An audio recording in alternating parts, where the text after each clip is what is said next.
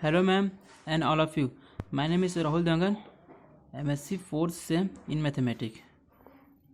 My topic है separable programming in operational research. तो देखते हैं सेपरेबल प्रोग्रामिंग की definition. Separable programming deals with such as non linear programming problem in which the objective function as well as the constant are separable. मतलब separable programming में हम non linear program NLPP के objective function को या इसके constant को separate करते हैं। सेपरेट मीन्स फंक्शन को छोटे छोटे पार्ट या स्मॉल पार्ट में अलग अलग करते हैं।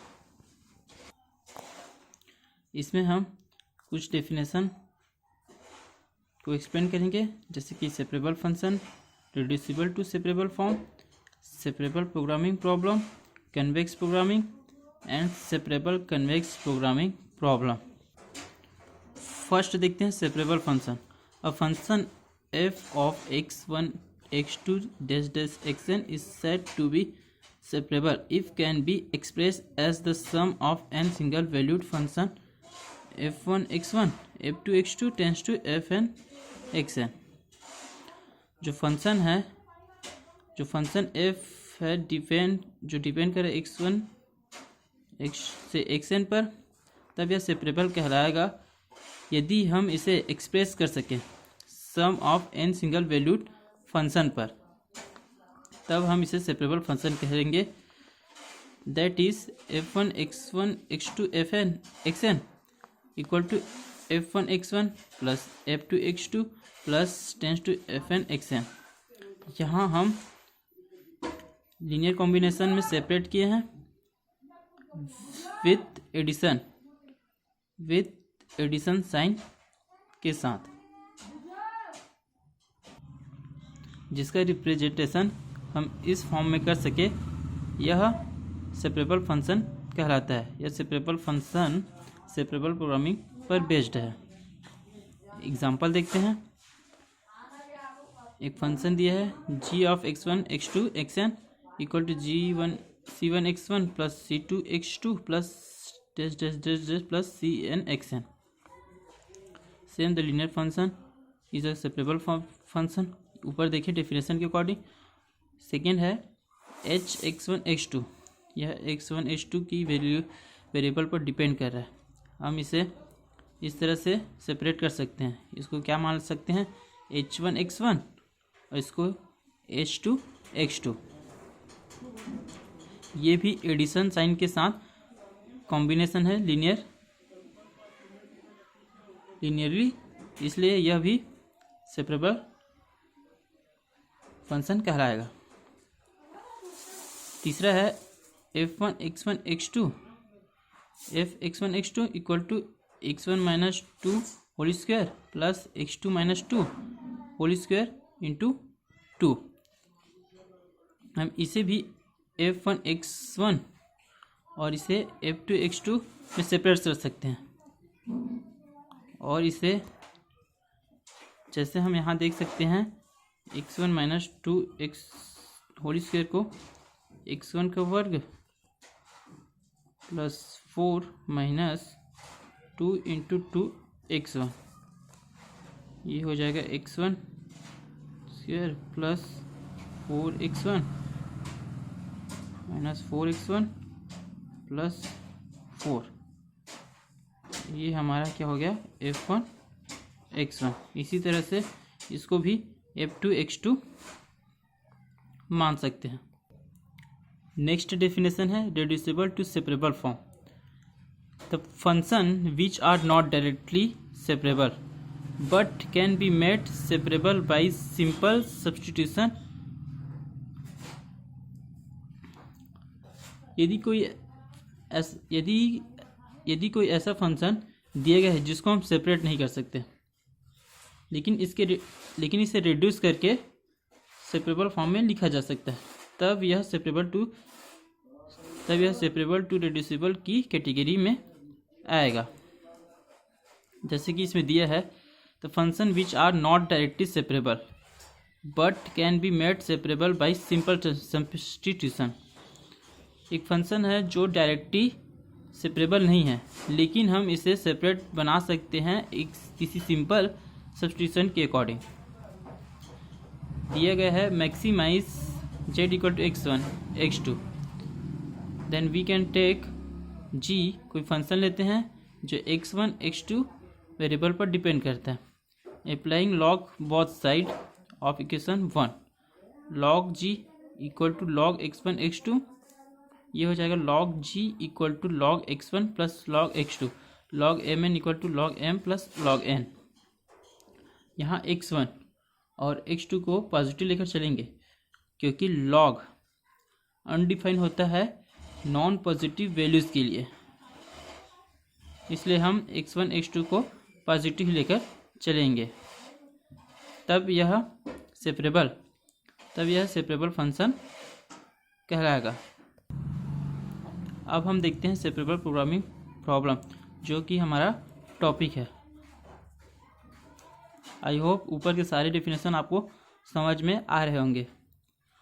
अब देखते हैं a non linear programming problem in which the objective function can be expressed as a linear combination of separable different single variable function of which some और all are non-linear is called a separable programming problem।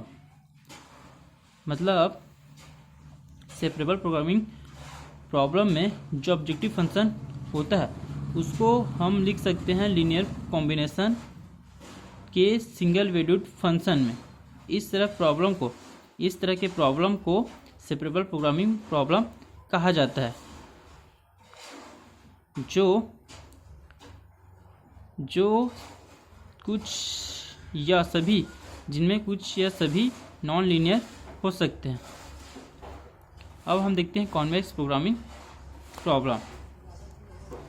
A non linear programming problem which has the problem of minimizing a convex objective function in the convex set of point is called convex programming.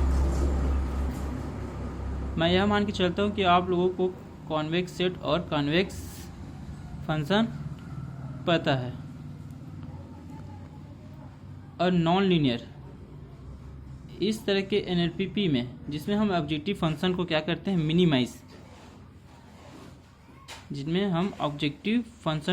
Minimise करते हैं इन the convex set of point is called convex programming.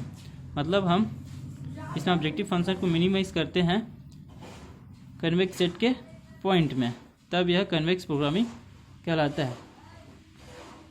और यह minimising convex set के अंदर ही करेंगे, मतलब इसके point convex reason के अंदर ही आने चाहिए, तभी प्रॉब्लम कन्वेक्स प्रोग्रामिंग प्रॉब्लम कहलाएगी।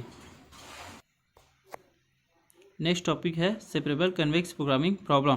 इसमें सेपरेबल के अलग और कॉन्वेक्स के अलग दोनों की मिलाकर सेपरेबल कन्वेक्स प्रोग्रामिंग प्रॉब्लम बना है।